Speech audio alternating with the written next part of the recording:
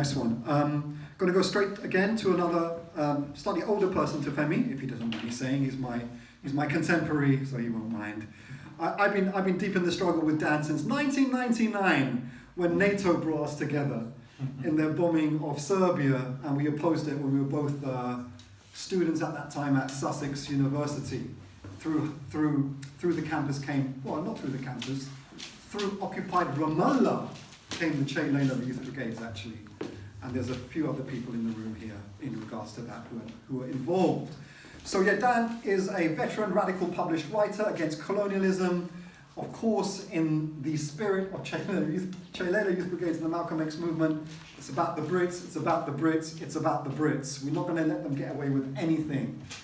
To be honest with you, for the MXM, Malcolm X movement, Israel is not target number one. Britain is target number one. Britain created this mess.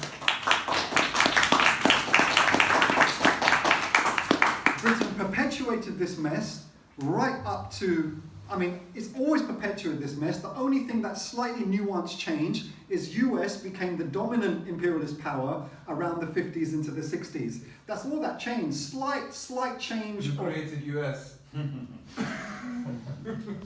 This is right point to the point that we introduced, right? Everywhere you go, every white settler colonial entity, Britain produced it, created it. So actually I'm going to just bring you over after this one point. Our advocacy in the Palestine Solidarity Movement, we do not agree with the banning of the protests outside the Israeli embassy, but actually we advocate the British state. The British state is the target of that. We live in Britain. It's our responsibility here to target that state. So Dan is an accomplished veteran writer.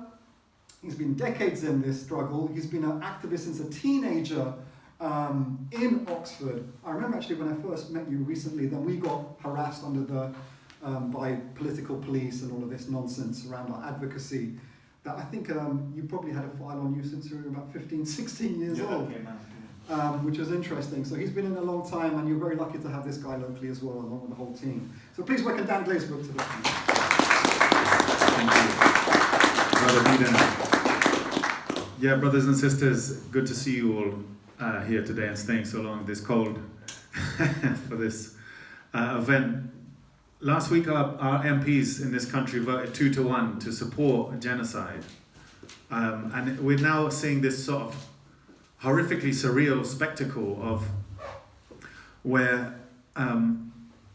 what we have to hear the whining and moaning of MPs for having some red paint splattered on their offices in response to that, and what kind of cognitive dissonance they require to actually be able to on the Monday cheer on the raining of hellfire missiles on children in a refugee camp.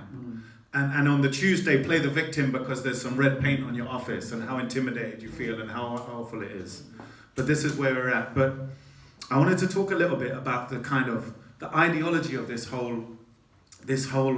of the genocide and the terminology that's used, because Palestinians, for the Zionist project, they are and they always have been there, and their existence is unwanted. They're an unwanted reality.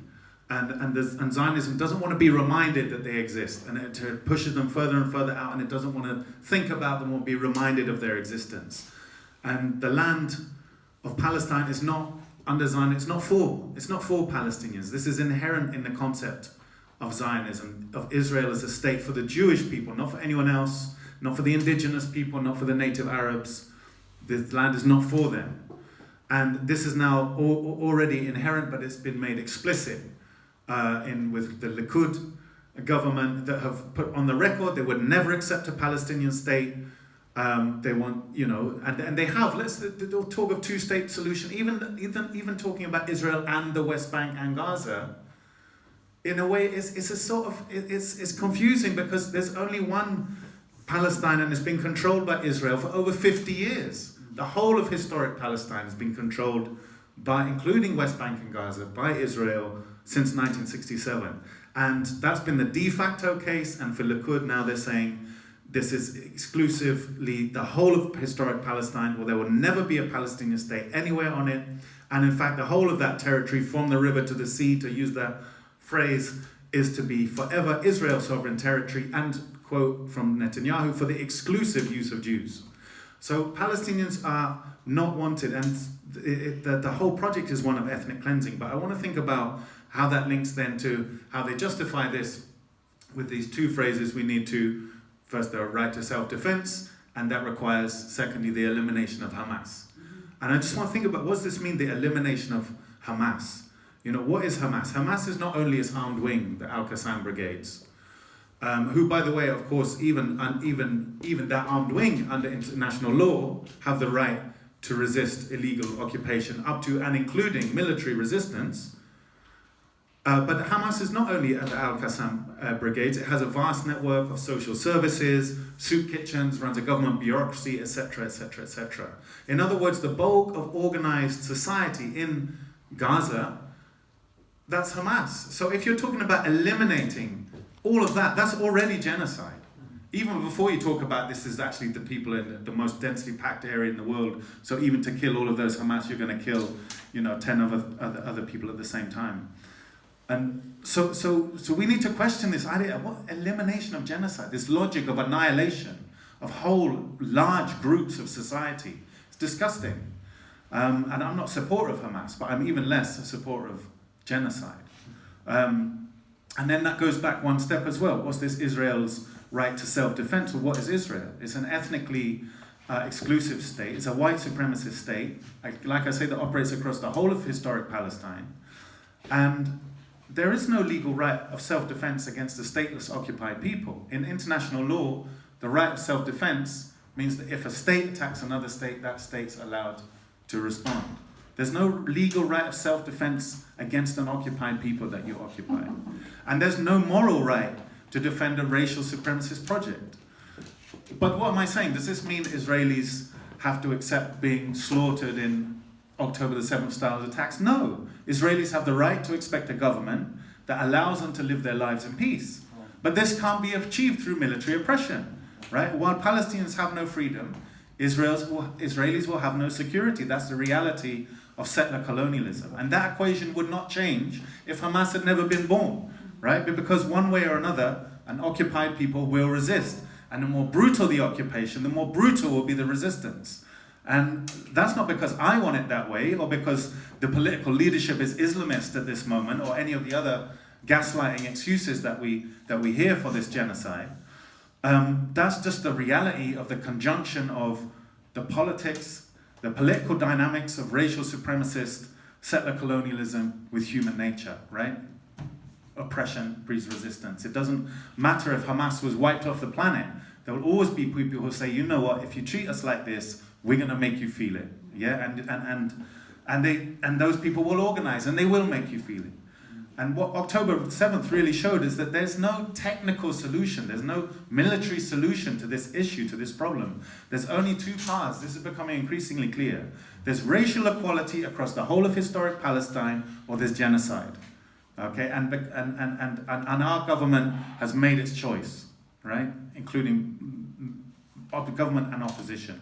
And I just want to think about this, as Brother Chair said, about the British involvement in this genocide. That Britain has supported the ethnic cleansing of Palestine for over a century. Obviously, we heard about the Balfour Declaration in 1917, which paved the way for Zionist colonization. In 1967 as well, when West Bank and Gaza were conquered, that was largely British tanks that the Israeli army were using that did that conquering. Even the British army and general were surprised at the successes. Maybe they thought they were just palming off some old rubbish for the Israelis to use, but they were quite successful. And today, Britain is facilitating the genocide that's underway, not only diplomatically by vetoing resolutions at the UN Security Council calling for the bombing to stop, not only and attempting to block any attempts by the International Criminal Court or the International Court of Justice to actually look into Israeli war crimes. Britain supporting it not only politically with its constant justification for the war crimes that we're seeing, whether it's dressing up massacres of Palestinians as self-defense, or the forced displacement and ethnic cleansing of people as humanitarian corridors, or the medieval barbaric siege as some sort of God-given right that Israel has. And it's not even only in the supply of arms and weapons to the occupation, but it's also, and I urge you all to follow a Declassified UK run by Mark Curtis, very good on this stuff. That there's a direct British military army assistance to the genocide. There have been RAF military cargo planes flying to Israel on a daily basis since October the 7th. Yeah, and the Armed Forces Minister James Heapy said this is for surveillance. This is surveillance technology, surveillance for Gaza, amongst other things. We don't know what's on that military cargo planes, but that's some of the stuff that's come out. There's 2 Royal Navy ships, 3 helicopters, and an entire company of Royal Marines from Britain been sent to Israel, quote, to deliver practical support to Israel. There's a secret agreement since 2020 between Britain and Israel to, quote, formalize our defense relationship involving the planning of joint action and collaboration in a number of areas. What areas, we don't know. It's top secret. Not even the MPs are allowed to know. Okay, this is British democracy in practice. There's this high-level, deep military cooperation agreement, and no one is allowed to know what's in it. So why is Britain so committed to the destruction of Palestine and the ethnic cleansing of Palestine? And the answer is that the Palestinians and the Palestinian Revolution are a threat to the whole colonial capitalist world order, actually, that Britain's such an intrinsic upholder of. And why is this? Well, obviously, we know since particularly 1882, the opening of the Suez Canal, and then shortly afterwards, the discovery of oil in Arabia, the Middle East has become the most strategically important part of the planet. That's well known. The oil, the trade, means that the whole Western colonial capitalist system depends on control of the Middle East. And what does that mean? It means the prevention, and this is very clear in documents going back 100 years from the British Foreign Office, the prevention of any independent democratic Arabia emerging, right? That's very clear going back to documents in 1916. This is a Foreign Office document, we don't want a united Arabia, we want it divided into little principalities and so on. And what this means is that for 100 years, the Arabian masses, whenever they've tried to organize their own independent political movement, whether it's Yemenis, Palestinians, Kurds, Iraqis, or other revolutionary peoples, they've always had to be shut down because an independent democratic Arabia would mean the end of Western ability to control that whole area. So, and the Palestinians have been making this very clear, though, however, that their humanity is stronger than all of the British and US weaponry, and are presenting now us in the West with a choice, which is that are we going to acquiesce in the West's genocide? And I would say it is a British and American genocide. Israeli are conducting it for them on their behalf. It's not US and Britain going along with Israel because they're scared of their... No. That's not what it is. This is the US and Britain have their Saudis and they have their Israelis, and their job is to slaughter the Arab masses whenever they organize themselves.